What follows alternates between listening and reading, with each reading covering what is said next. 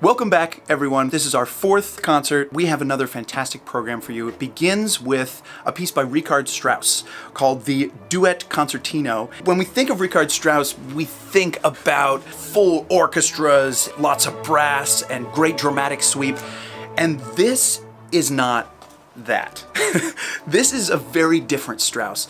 This is a more subdued and unapologetically tuneful and introspective Strauss. He says it's a kind of a Beauty and the Beast thing, where we have a dancing princess who is alarmed by, and I quote, a grotesque cavorting bear. They dance together and she kisses the bear turns into a prince, and they go off into the sunset.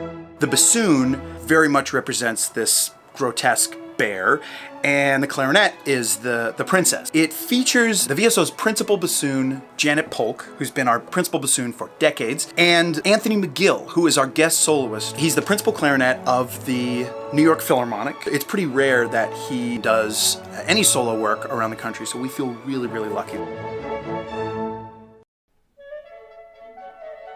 I'm an oboist, so it pains me a little bit to say this, but the Clarinet Concerto by far is the best wind concerto that Mozart wrote. October of 1791 is when the piece was premiered. He died like a month later. Initially, when he got sick, they thought it was another one of these old-timey ailments.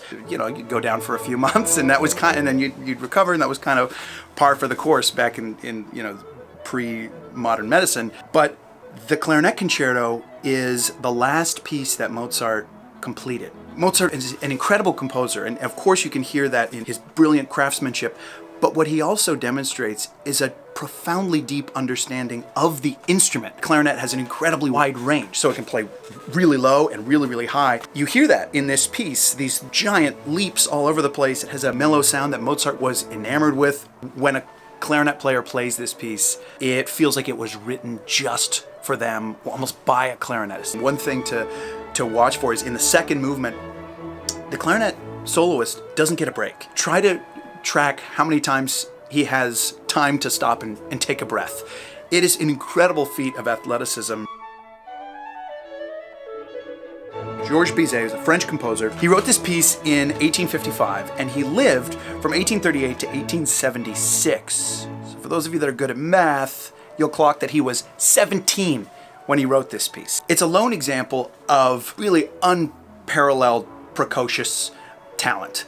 This symphony demonstrates harmonic sophistication, understanding of orchestration, of instrumentation. He dies in 1875. The piece is not premiered publicly for another 60 years and goes viral as you can in 1935. It's because it's an objectively stellar piece of music. One of the things he did is worked on a symphony of Gounod, and there's a lot of thematic borrowing from the Gounod symphony that you hear in Bizet's symphony. And so there's speculation that Bizet was perhaps self-conscious of wanting to be accused of plagiarism, but he goes so much further. He brings a freshness and spontaneity and ingenuity that just blows out of the water anything else that is being written at the time.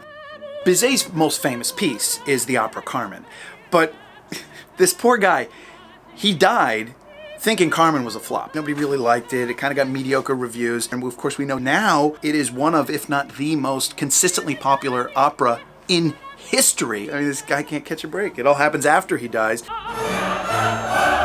For me, the Mozart Clarinet Concerto is the reason I am most excited about this concert. There's a quote that I love. In the Clarinet Concerto, Mozart left one of music's most authentic utterances, a testament to happiness and sadness, to hope and resignation, to the realization that in life, such states represent not distinct polarities, but concurrent aspects of a deeper truth.